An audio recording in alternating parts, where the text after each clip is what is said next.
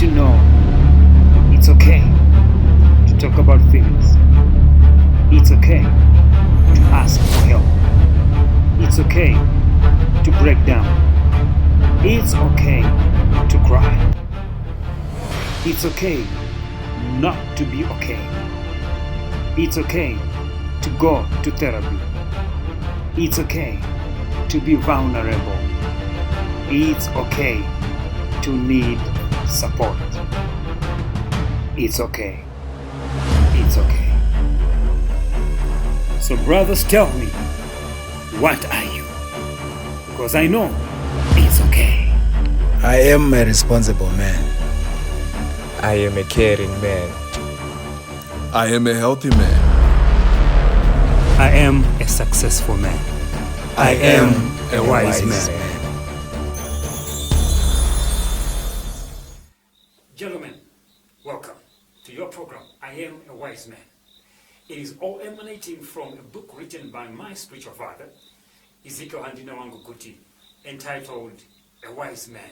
In this book, he covers a lot of issues that man struggles with, from his relationship with his family, relationship with his money, relationship with his sons and daughters, relationship with his own job at work. He covers almost every need that a man has in his life in the book, The Wise Man. And in the month of November, the whole world is looking at the health of the man. It's a man's health month. According to researchers, it has been found that in 1 out of 8 men will experience depression. 1 in 5 will experience anxiety at some stage of their lives. Now, there has been a lot of things that has been happening on the face of the world. And did you know that 49% of the population in the world is men? But at the same time, 80% of men, of suicides that are committed by men. Why? In most cases, you see men seem to be having it all under control. Wherever you go, men do not cry. Men do not show out their emotions. When they are hurt, men tend to keep it in. And the month of November is saying to every man, it's okay to cry. It's okay to weep. It's okay to show your emotions, because, hiding them on the inside of you does not help you at all. 77% of men, a polling was done, suffered with common mental health symptoms like anxiety, stress, or depression.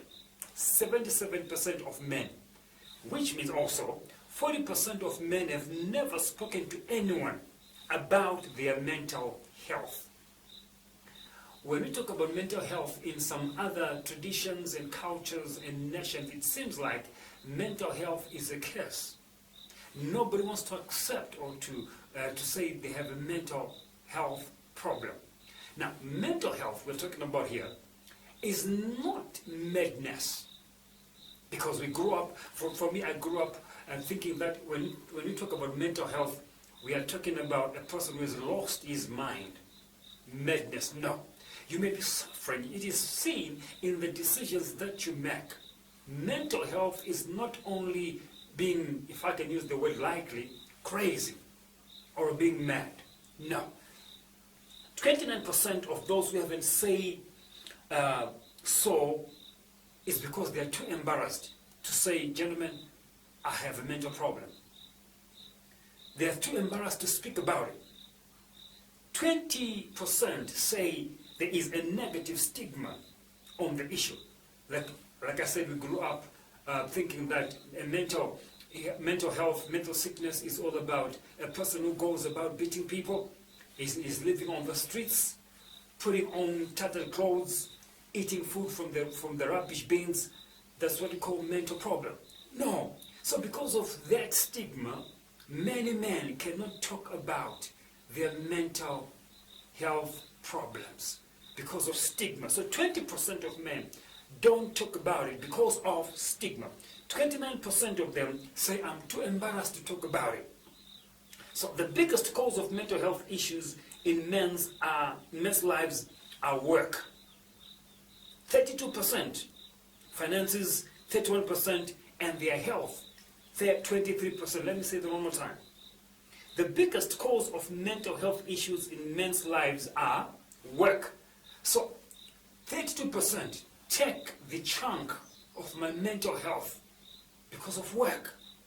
The pain, the struggles that I go through at work, the depression, the pain, and everything else from work, 32%. Finances take 31%. And health, 23%. No wonder why you find men do not talk about their health issues. Why? Because at times because of stigma, or we are too embarrassed as well to talk about it. 40% of men polled and said it would take thoughts of suicide or self-harm to compel them to seek professional help. One more time. 40% of men polled said it would take thoughts of suicide or self-harm to compel them to seek professional help. They would rather kill themselves, commit suicide, or harm themselves as men than to talk about or to seek professional help. That's the reason why many men die early, because we are not open, we are not free to talk about our mental health problems that are emanating, number one, from work issues, number two, finances, number three, our own health. Now, will men do literally anything instead of going to therapy? Can we say men can do anything rather than going for therapy? Now, one of the organizations called the National Institute of Health found that men are statistically significantly less likely to seek help for their mental health problems. The reasons are coming from, number one, men experience mental health challenges in a unique way. So my challenges are different from another man's challenges. So I can't talk about my challenges because they are foreign to my brother sitting next to me or my brother in the other room. So men do not talk about them. Number two, the expectations that we have as the response from the community, stigma kills us. The feeling, what will people say about me? That causes men not to seek help from any other person because of the things that were struggling. Remember we said, there is work, finances, and health itself. When a man is sick, normally we don't talk about how painful it is, what we are suffering from. We don't. And we are dying slowly because of that. Now, at what age is depression, for example, is most common in men? At what age? 21% of adults experiencing any depressive symptoms in the most recent 2 weeks were between 18 to 29 years old. 18 to 29 years old. They are already showing some depressive symptoms in their lives. This is coming from maybe joblessness. They're trying to get the best they can, a fiancé, fear for the future. What am I going to be? What is going to happen in my life in the future? All those things, they lead man into depression. Now, depression was not prevalent among the adults 30 years and older, and severe depression did not even vary much by the age group, by that age group. But as years progressed, it had a significant impact on the ages from 45 to 65, because from 40 years and above, you're not starting to prepare for retirement, and by the time you turn 65, you're already retired. So the things that you did not do when you were still working, now they begin to catch up with you, and man gets into depression. And remember, we said men do not easily talk about their mental health. Now remember, we are only talking about the mental health, the things that get into your mind, the things that you struggle with in your mind. Those are part of the mental health that we are talking about today. And now, children and adolescents, 12% of the children and adolescents met in the research in the United States, 12 to 17 years had depressive episodes. From 12 to 17 years, they've got episodes of depression that goes through them. During that time, they're depressed. So no wonder why you find that in men, they eventually go through a segment where they begin to have negative thoughts. Here and there, you find your teenage son has got these other days or weeks that they behave strangely and make some strange decisions. It's because they are in those depressive episodes of their lives.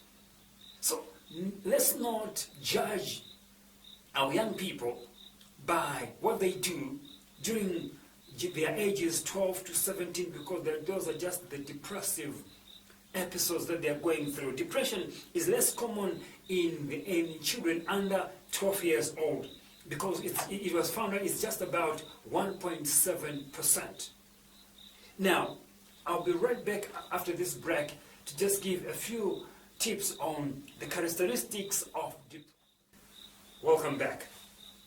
As we were saying before we went for a short break, up to 65% of adolescents with depression, the prominent feature is a significant decline in functioning with school, work, chores, and social interactions. So if you happen to be going through that you're now declining in your social relationships, you're declining in your schoolwork, you're declining in everything, in your chores, then there are chances that you're going through another phase of depression.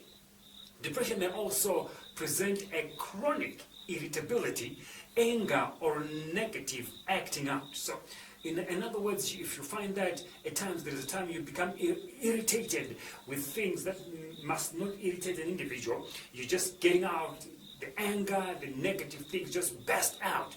Chances are that you're going through depression.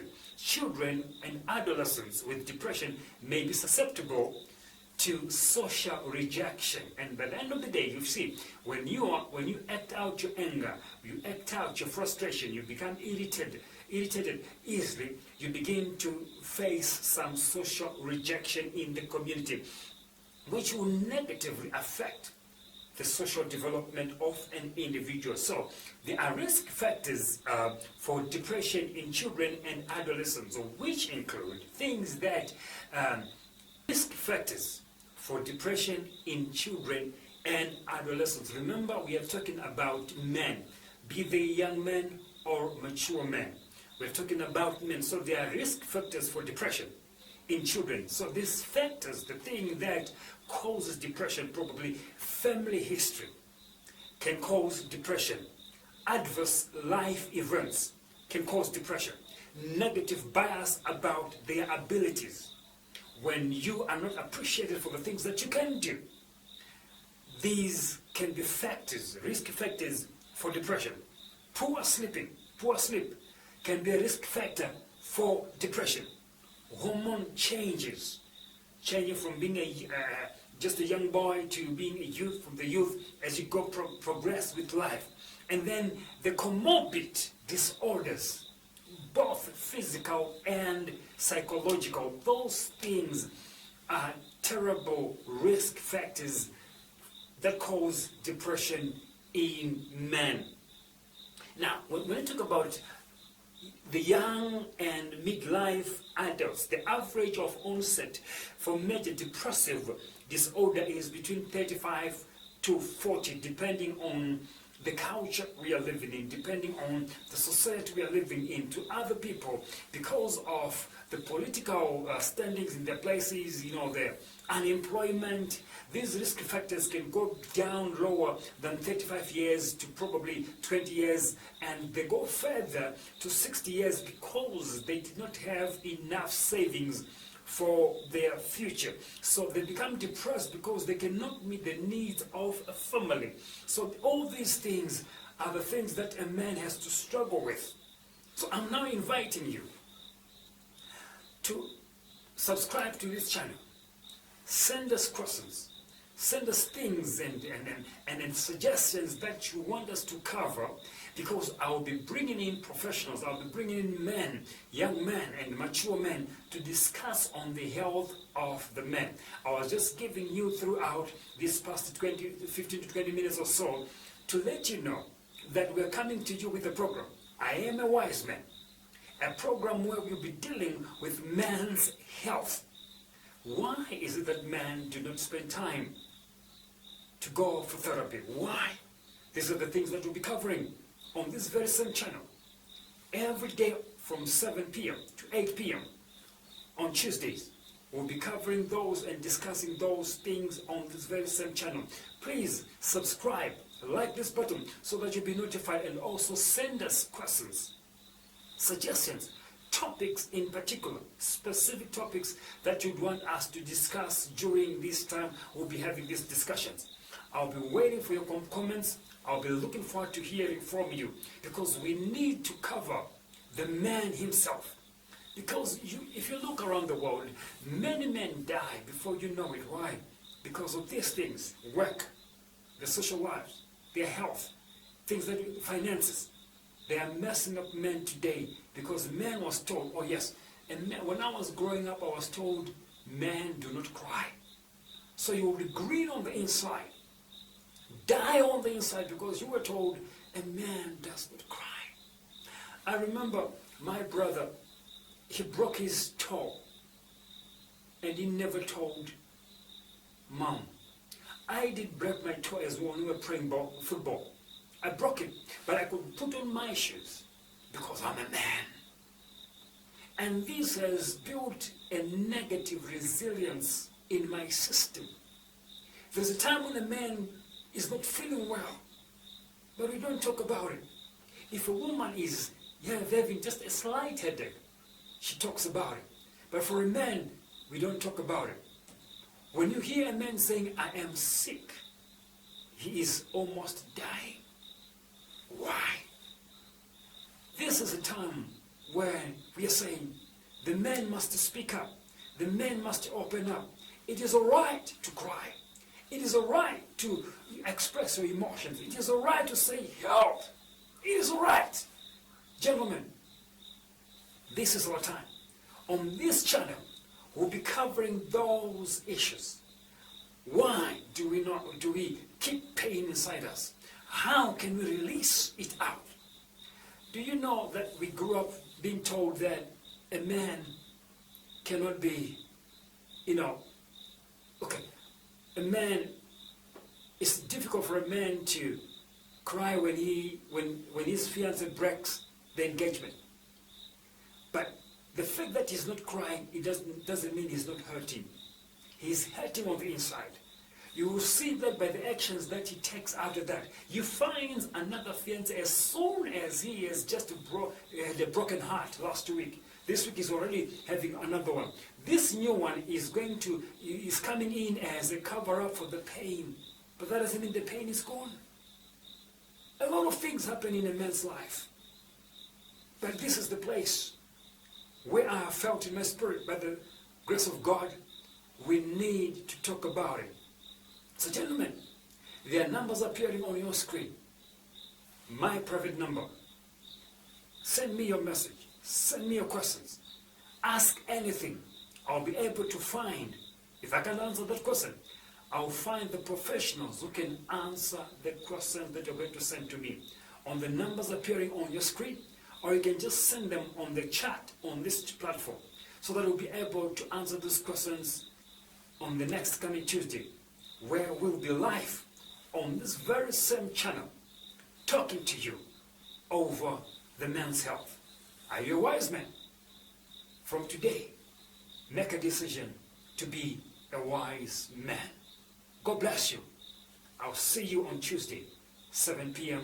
on this very same channel. We love you. Take care of yourself. Bye-bye.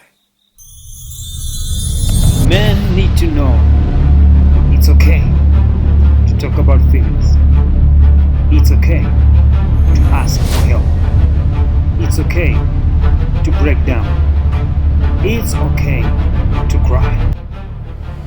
It's okay not to be okay. It's okay to go to therapy. It's okay to be vulnerable. It's okay to need support. It's okay. It's okay. So brothers, tell me, what are you? Because I know it's okay. I am a responsible man. I am a caring man. I am a healthy man. I am a successful man. I am a wise man.